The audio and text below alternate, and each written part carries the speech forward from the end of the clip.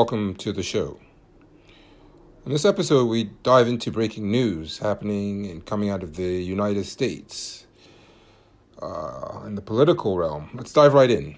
Biden drops out of 2024 race. Here is what happens next. President Joe Biden announced Sunday he will end his 2024 presidential campaign and endorse Vice President Kamala Harris as his replacement, saying he believes it is in the best interests of my party and the country to stand down. Let's look at the key facts. The president made the announcement in a letter saying he intends to focus solely on fulfilling his duties as president for the remainder of his term. He endorsed Vice President Kamala Harris shortly after releasing the letter, saying he gives Harris his full support and calling his choice to pick her as his 2020 running mate the best decision he's ever made. Biden stepped down after more than 36 Democrats in Congress urged him to do so, and after a flurry of reports that Democratic leaders in Congress were working behind the scenes to push Biden to end his bid.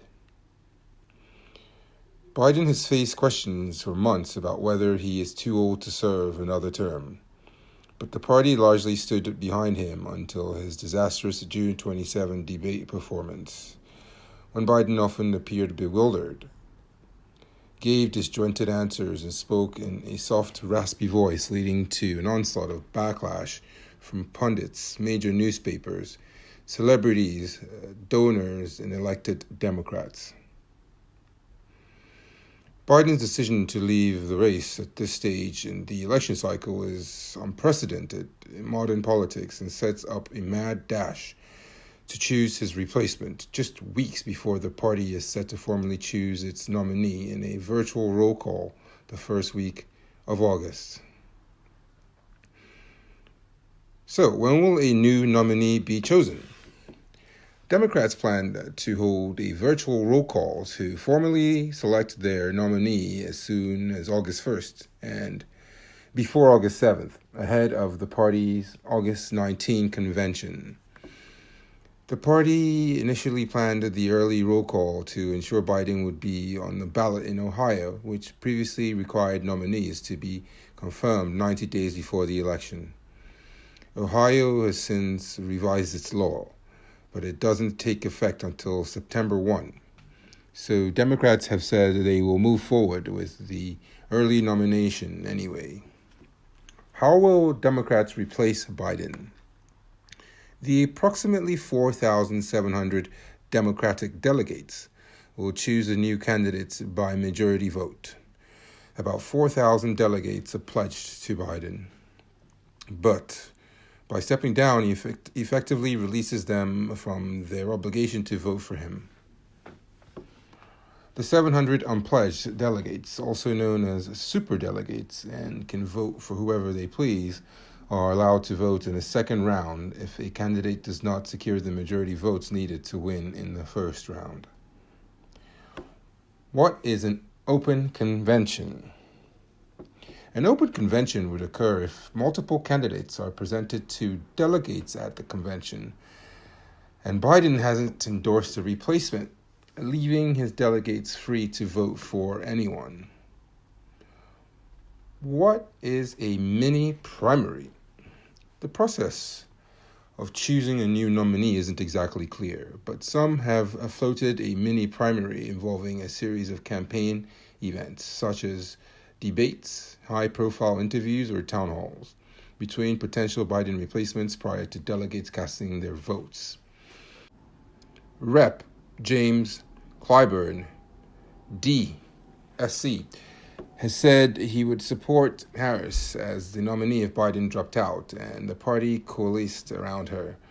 But he has also suggested Democrats could conduct a mini-primary to survey other candidates, an idea New York Times columnist Ezra Klein and longtime Democratic political consultant James Carville also endorsed. So, who are the top contenders to replace Biden? Let's take a look. Harris is the top contender, but other names commonly floated include California Governor Gavin Newsom, Illinois Governor J.B. Pritzker, Michigan Governor Gretchen Whitmer, Colorado Governor Jared Polis, and Pennsylvania Governor Josh Shapiro. Previous Democratic presidential candidates, Transportation Secretary Pete Buttigieg and Senators Cory Booker and Amy Klobuchar are also among the potential contenders. No Democrats who have been seriously floated as potential replacements have said they're interested in the 2024 nomination. How is Kamala Harris polling? Similar to Biden and slightly better than all other potential replacements surveyed, but still worse than Trump, according to most surveys. A mid-July YouGov poll, margin of error 3.1, found Biden would lose to Trump by 2 points and Harris would lose by 3. While a Reuters Ipsos poll found both Biden and Harris are virtually statistically tied with Trump. In a CNN SSRS poll, the margin of error here is 3.5. Conducted days after the debate, Harris outperformed Biden, and 3 other potential candidates commonly floated to replace him in a hypothetical matchup against Trump, but she would still lose to the former president by 2 points, while Biden would lose to Trump by 6 points. So what do supporters and critics say about Harris?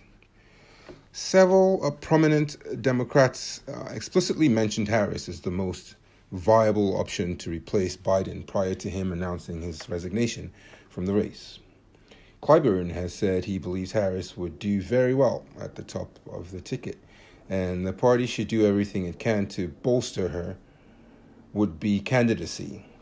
Harris has downsides, however, including a relatively low approval rating, though it's likely a different reflection of Biden's own low approval rating, and a series of negative stories about her job performance as vice president, including that she's been largely absent from the public eye.